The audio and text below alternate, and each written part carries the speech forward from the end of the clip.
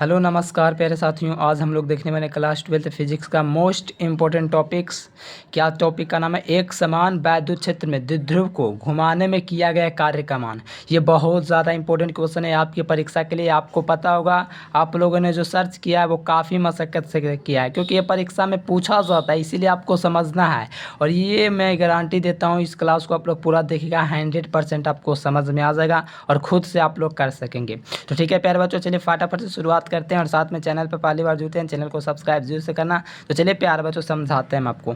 ठीक है, देखिए मैंने क्या लिया है प्यारे बच्चों, ये आपका एक विद्युतीय क्षेत्र है। क्या ये आपका एक विद्युतीय क्षेत्र है? तो यहाँ पर लिखा हुआ, माना ए बी एक वैद्युत द्विध्रुव है। ये आपका ए और बी जो है, ये ए बी जो है माइनस क्यू से लेकर प्लस क्यू तक, ये क्या एक वैद्युत द्विध्रुव है। क्या एक वैद्युत द्विध्रुव है, जिसकी जो लंबाई है, इसकी लंबाई क्या, ए छोर से लेकर बी छोर तक जो इसकी लंबाई है वो आपका 12 है। जो विद्युत क्षेत्र ई में रखा हुआ है, देख सकते हो, ये जो विद्युत क्षेत्र है प्यारे बच्चों ई में रखा हुआ है, जो कि थीटा कोण पर रखा हुआ है। ये देखो, ये थीटा कोण पर रखा हुआ है। इस विद्युत द्विध्रुव को थोड़ा सा, ठीक है, विस्थापित करेंगे इस प्रकार से, यानी कि इसको विस्थापित अगर कर देंगे, इसको घुमाएंगे थोड़ा सा, इसका कार्य इसके लिए करेंगे, तो उसका मान हमको निकालना है। तो चलिए हम आपका प्रूफ करते हैं। तो देखिए, इतना लिखने के बाद इतना आप लोग लिख लीजिएगा, ठीक है, लाइन वगैरह ड्रॉ कर लीजिएगा इस प्रकार से।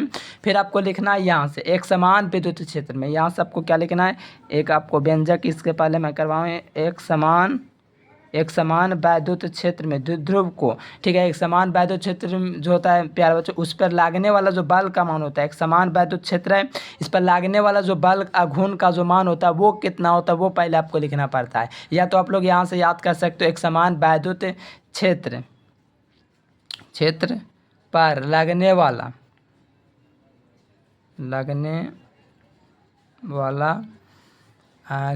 क्या, तो बल आघूर्ण क्या होता है, लगने वाला बल आघूर्ण क्या होता है। तो इस पर लगने वाला जो बल आघूर्ण होता है, टो बराबर क्या होता है प्यारे बच्चों, तो ये होता है पी क्या होता है, साइन थीटा। ठीक है, ये भी मैं आपको प्रूफ करवाया हूँ। ठीक है, एक समान वैद्युत क्षेत्र है प्यारे बच्चों, ठीक है, एक समान वैद्युत क्षेत्र पर लगने वाला बल आघूर्ण, ये समान वैद्युत क्षेत्र है, इस पर जो बल आघूर्ण जो कार्य करेगा वो आपका पी साइन थीटा टो बराबर, जैसे टॉर्क कहते हैं, टॉर्क बराबर पी साइन थीटा आपको प्राप्त होता है। अब द्विध्रुव को डी थीटा तक घुमाएंगे, मतलब कि द्विध्रुव को डी थीटा तक विस्थापित करने में किया गया कार्य का मान क्या होगा। मतलब डी थीटा का मतलब सूक्ष्म, यानी कि छोटा से छोटा जो होता है ना, कम से कम हम कितना घुमा सकते हैं। तो डी थीटा का मतलब क्या होता है, छोटा सा घुमाव। तो द्विध्रुव को यहाँ से लिखेंगे प्यारे बच्चों, द्विध्रुव को यहाँ से लिखेंगे प्यारे लाल, देखो यहाँ से आपको लिखना है कि द्विध्रुव को क्या, तो द्विध्रुव को डी थीटा तक विस्थापित करने में किया गया कार्य, डी थीटा तक। ठीक है प्यारे बच्चों, द्विध्रुव को डी थीटा तक, ठीक है, डी थीटा तक विस्थापित करेंगे प्यारे बच्चों, इसको डी थीटा तक घुमाएंगे।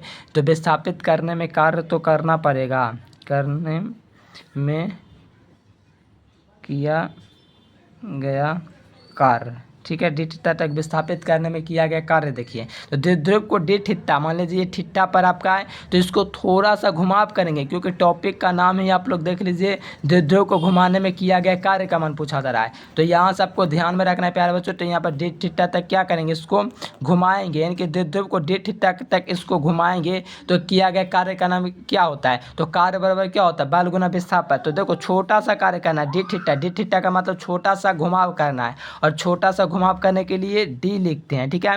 और क्या करना पड़ा है, कार्य, तो कार्य बराबर आपको पता है फॉर्मूला क्या होता है, बल गुना विस्थापन होता है। तो बल यहाँ पर काम कर क्या करेगा, बल आघूर्ण काम करेगा। तो यहाँ से हम लोग क्या लिख सकते हैं, डायरेक्ट टॉर्क लिख सकते हैं, ठीक है। टॉर्क गुना क्या कर सकते हैं, विस्थापन कितना का हो रहा है, डी थीटा का विस्थापित हो रहा है, क्योंकि डी थीटा घुमाने में किया गया, यानी कि द्विध्रुव को डी थीटा तक विस्थापित करने में किया गया कार्य का मान पूछा जा रहा है। तो यहाँ पर जो विस्थापन होगा प्यारे बच्चों, वो डी थीटा ही होगा, ठीक है। क्या होगा, तो यहाँ से डी थीटा आपका विस्थापन होगा। फिर यहाँ से डी ओमेगा बराबर लिखेंगे प्यारे बच्चों। यहाँ पर सही बच्चों को आपको पता है टॉर्क का मान कितना दिखा दिया हुआ, ठीक है प्यारे बच्चों। यहाँ पर आपका टॉर्क का मान कितना दिया हुआ है, पी ए कॉस थीटा दिया गया, पी साइन थीटा दिया हुआ है, और ये आपका डी थीटा, ठीक है। ये आपका हुआ डी ओमेगा का मान, ठीक है, छोटे कार्य के लिए। अब हमको क्या करना है, द्विध्रुव को थीटा 1 से थीटा 2 तक घुमाने में किया गया कार्य। ये तो आपका थीटा प्यारे बच्चों दिया हुआ ही है, तो इसमें विस्थापित किया गया कार्य का मान इतना है, डी ओमेगा बराबर पी ए साइन थीटा, ठीक है, P A sine theta D theta है प्यारे लाल। तो यहाँ सब आपको क्या करना है कि द्विध्रुव को थीटा 1 से थीटा 2 तक घुमाने में किया गया कार्य कार्य का मान। मान लीजिए थीटा है, थीटा 1 मान लीजिए, इसको थीटा 2 तक मान लीजिए, इस प्रकार से हम लोग घुमाएंगे इसको, ठीक है। तो इससे भी एक कोण जनरेट होगा, ठीक है, जिसे हम लोग थीटा 2 कहेंगे। तो यहाँ से हम लोग लिख देंगे द्विध्रुव को, ठीक है, यहाँ से हम लोग क्या लिख देंगे, द्विध्रुव को थीटा 1 से थीटा 2 तक घुमाने में किया गया कार्य का मान। द्विध्रुव को थीटा 1 से थीटा 2 तक क्या करने में किया गया कार्य, घुमाने में, थीटा 1 से थीटा 2 तक घुमाने में किया गया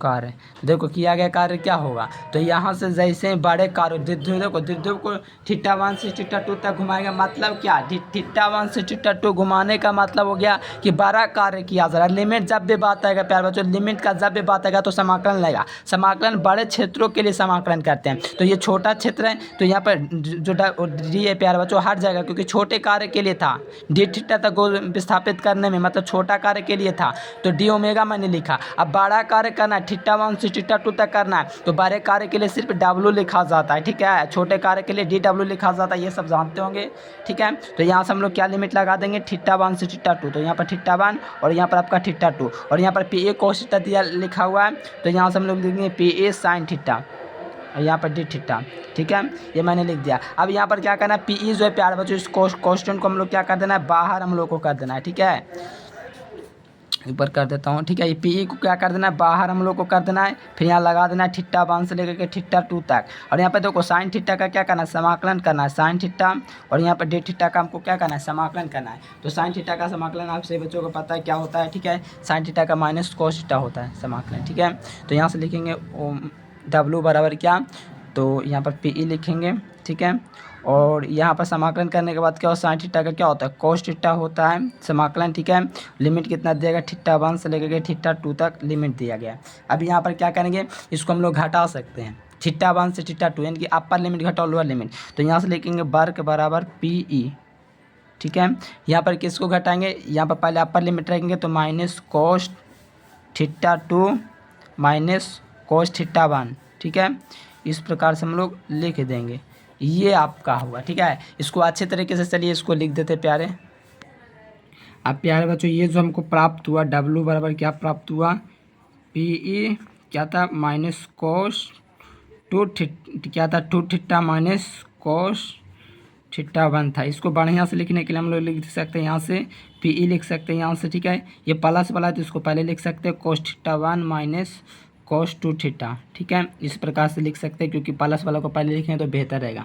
देखो इसी प्रकार से आपको लिखना पी, ये आपको व्यंजक प्राप्त हो गया, ठीक है। इतना भी कर सकते हैं, या तो यहाँ से एक लाइन और अगर बढ़ाएंगे प्यार बच्चों तो यहाँ से लिख देंगे तो और बढ़िया रहेगा। यदि थीटा 1 बराबर अगर मान लीजिए हम लोग 0 रखते हैं, तथा थीटा 2 जो है प्यार बच्चों, थीटा 2 बराबर हम लोग मान लीजिए रख देते हैं कितना, तो मान लीजिए थीटा रख देते हैं, तो देखिए क्या होता है, तो थीटा 1 का मान कितना रखना है, हमको 0 रखना है, तो यहाँ से लिखेंगे डब्ल्यू बराबर पी ई, ठीक है, पी ई रखेंगे, और यहाँ पर हम लोग क्या लिखेंगे, कोस, यहाँ पर 0 डिग्री रखेंगे, माइनस यहाँ पर कोस थीटा रखेंगे किसकी जगह, तो कोस 2 थीटा की जगह, ठीक है।